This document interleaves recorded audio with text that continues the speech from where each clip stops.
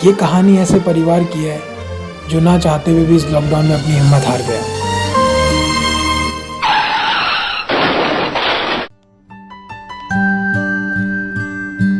ये कहानी यहाँ से शुरू हुई थी जब मैंने उसे पहली बार देखा। मुझे लगा ये मेरी लाइफ पार्टनर बनने के लिए परफेक्ट है, लेकिन मैं गलत था क्योंकि हम परफेक्ट नहीं थे। फिर एक दिन अचानक वो मेरी दुकान पे आ गई, मानो कि मेरी सांस ही रुक गई थी।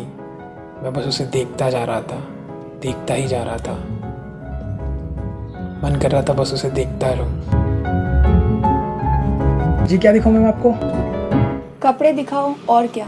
वो तो ठीक है मैडम, कैसे कपड़े देखना पसंद करेंगे आप? हमारे पास बहुत सारी वैरायटी है। इतनी बड़ी दुकान तो नहीं दिखती है आपकी। ये बीकानेर मैडम, यहाँ लोगों के दिल बड़े होते हैं। तो दिखाइए कोई अच्छी सी ड्रेस।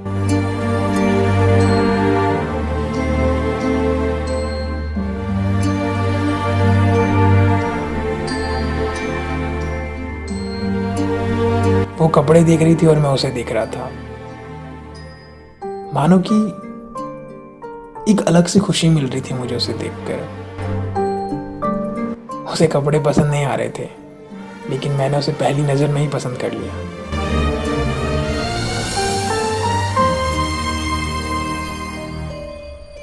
मान लो मैडम हमारी बात, मुड़ मुड़ के आओगे हमारी दुकान। चलो आपके लिए 1000 की ड्रेस 800 में। क्यों, तुम रिश्तेदार हो हमारे? नहीं ये तो बन जाएंगे मैडम, वैसे भी छोटी सी दुनिया है, कभी भी किसी को भी किसी से प्यार हो जाता है। हैं? नहीं मैडम, मेरा कहने का मतलब है जब भी आप ड्रेस पहनोगे तो हमें याद करोगे ना? इतनी ही तड़प है तो फ्री में दे दो ना।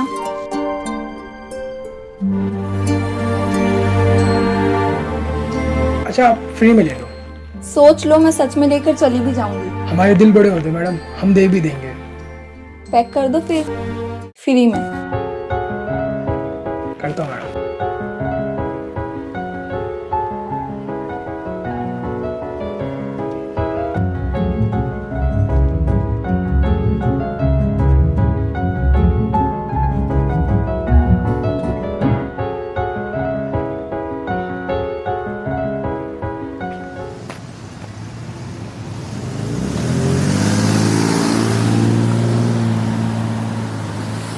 शायद हमारी किस्मत में लिखा था फिर से मिलना, और वो मुझे फिर से मिल गई। अरे मैडम आप यहाँ? हाँ, अपने बॉयफ्रेंड का वेट कर रही हूँ। आपका बॉयफ्रेंड भी है? हाँ, क्यों नहीं हो सकता? नहीं हो सकता है, क्यों नहीं हो सकता? अच्छा, तुम इस साइड ही जा रहे हो? हाँ इसी साइड जा रहा हूँ। मुझे छोड़ सकते हो? क्यों, आपका बॉयफ्रेंड नहीं आ रहा है? हाँ, वो वहीं आगे खड़ा है, तुम छोड़ दो मुझे वहाँ तक, फिर तुम्हें मिला दूंगी। हाँ बैठ जाओ।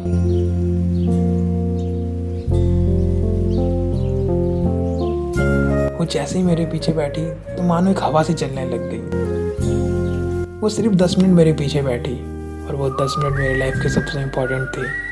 इतना इम्पोर्टेंट कि मैं आपको बता नहीं सकता।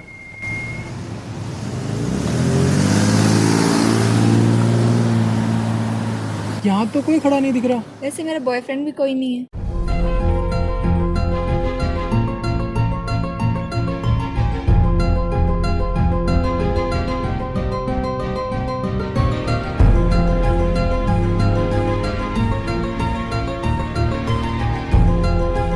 और बस ऐसे ही मिलते मिलते हमें प्यार हुआ और हमारी शादी हो गई, और हमारी एक क्यूट सी बेटी भी हुई।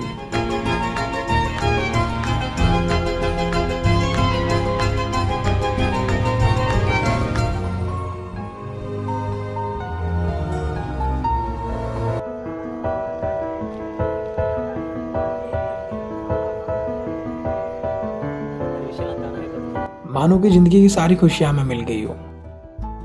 जिससे मैं प्यार करता था वो मेरी वाइफ बन गई, और हम खुश हैं। हम एक हमारी छोटी सी फैमिली है, लेकिन शायद ये ज़्यादा दिनों की नहीं थी।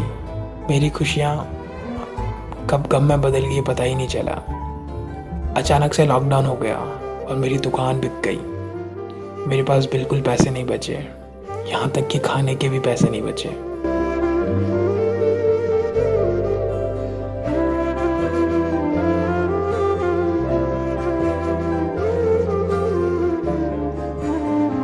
दाल इतनी फीकी क्यों बनाई है? 4 दिन से घर में खाना बनाने के लिए नमक नहीं है। पड़ोसियों से मांग मांग कर ला रही हूँ मैं। अब तो उनसे पूछने भी मुझे शर्म आ रही है। और ये तुम्हारे पापा, इनको टेस्टी खाना खाना है। घर में पैसों की कमी है और आपको अच्छा खाना खाना है। थोड़ा अच्छा तो खाना खिलाओ, इतना तो मैं कमा ही लेता हूँ। अच्छा कितना कमा लेते हो? तुम्हारी तनख्वाह 10 दिन भी नहीं चल पाती है। आपकी एक रोज की भी कमाई कम पड़ जाएगी अच्छा खाना खाने के लिए। शादी से पहले लगा था कि अच्छी दुकान है, अच्छा कमा लेते हो, अच्छे से रहूंगी। लेकिन मेरी तो किस्मत ही खराब कि तुमसे प्यार हुआ और तुमसे शादी कर ली मैंने, जो मेरी सबसे बड़ी गलती थी। इसमें मेरी क्या गलती थी? लॉकडाउन आ गया, हमारी दुकान अच्छी चल रही थी, अचानक बंद हो गई। मैं अकेला थोड़ी हूँ, कईयों के साथ ऐसा हुआ है, बहुत लोगों को नुकसान हुआ है। उन सब लोगों को दुकान बेचनी पड़ गई, हमारी भी दुकान चली गई। लॉकडाउन खुले हुए 1 साल हो गए हैं, लेकिन तुम्हारी हालत वही है। अब तो पड़ोसियों में भी शर्म आने लग गई है ये बताने में कि मेरा पति मजदूरी करता है और इसको भी तुम सरकारी स्कूल में डाल रहे हो। पहले इतनी बड़ी स्कूल में जाती थी और अब सरकारी स्कूल में जाएगी। सरकारी स्कूल भी तो अच्छी स्कूल होती है। लेकिन मेरी तो सोसाइटी में नाक कट जाएगी ना। तुम्हें तो कोई फर्क पड़ता है नहीं। दिवाली पर शर्मा जी अपनी पत्नी को नेकलेस देने वाले हैं और तुमने दिया ही क्या है मुझे? नेकलेस देना प्यार नहीं होता है, फैमिली का बुरे टाइम में एक दूसरे का साथ देना प्यार होता है। नहीं चाहिए मुझे ऐसा प्यार। सोसाइटी में तो कोई इज्जत ही नहीं बची है। इससे अच्छा तो तुम मर जाते तो अच्छा रहता।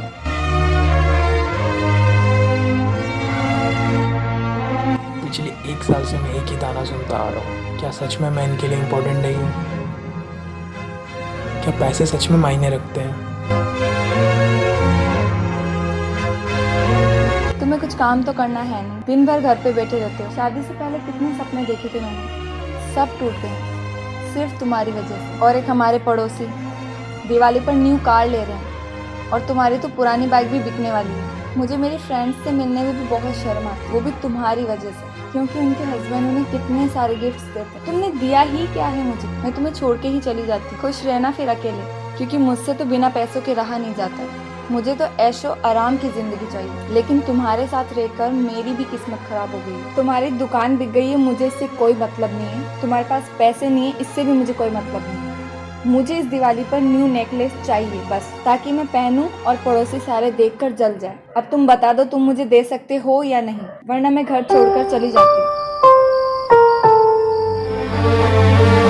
मेरे पास और कोई ऑप्शन नहीं था इनकी ख्वाहिश पूरी करने के लिए। मेरे पास सिर्फ एक ही ऑप्शन बचा था और मैंने उसको चुन लिया।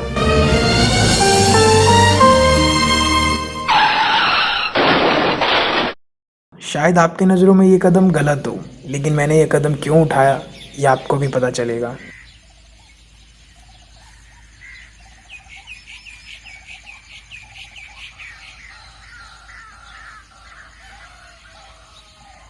मैडम, ये आपके हस्बैंड के इंश्योरेंस के पैसे 30 लाख हैं, आप इसे क्लेम कर लीजिएगा।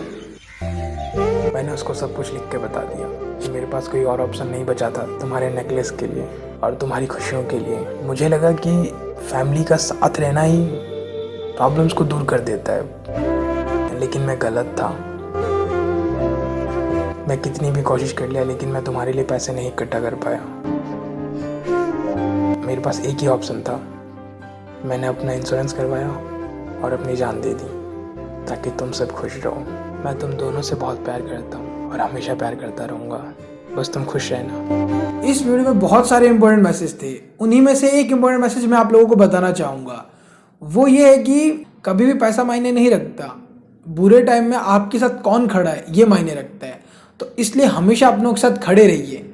तो आप कमेंट करके बताइए कि आपके लाइफ में कभी प्रॉब्लम आई थी तो किसी ने मदद की थी आपकी, या फिर आपने किसी की मदद की थी बुरे टाइम में, तो वो आज भी आपको याद रखता है। तो कमेंट करके बताइए अगर आपने कभी ऐसा किया हो तो। और मैं कहना चाहता हूँ कि इस लॉकडाउन में काफ़ी लोगों का नुकसान हुआ है, काफ़ी लोगों की दुकानें बंद हो गई है, काफ़ी लोगों को नौकरी से निकाल दिया गया है, काफ़ी लोगों ने अपनी पढ़ाई छोड़ दी है, बहुतों को फाइनेंशियल प्रॉब्लम हुई है। तो इसका एक ही सॉल्यूशन है कि आप मेहनत कीजिए। मैं मानता हूँ कि बहुत मुश्किल है आगे बढ़ना, लेकिन हार मानने से अच्छा है कि आप लोग आगे बढ़ें, क्योंकि कभी ना कभी आपने जो मेहनत की है उसका फल आपको मिल जाएगा।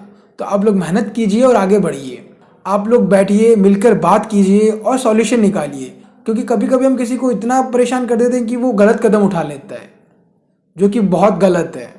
तो कभी भी आपके लाइफ में कोई ऐसी प्रॉब्लम आए जो बैठकर बात हो सके, उसको आगे मत बढ़ाइए, उसका सॉल्यूशन निकालिए, ना कि उस बात को इतना बढ़ा दीजिए कि आपके रिश्ते खराब हो जाए। और मैं ये कहना चाहता हूँ कि वीडियो को लाइक कीजिए, सब्सक्राइब कीजिए और हमेशा ऐसे मुस्कुराते रहिए, खुश रहिए। Thank you.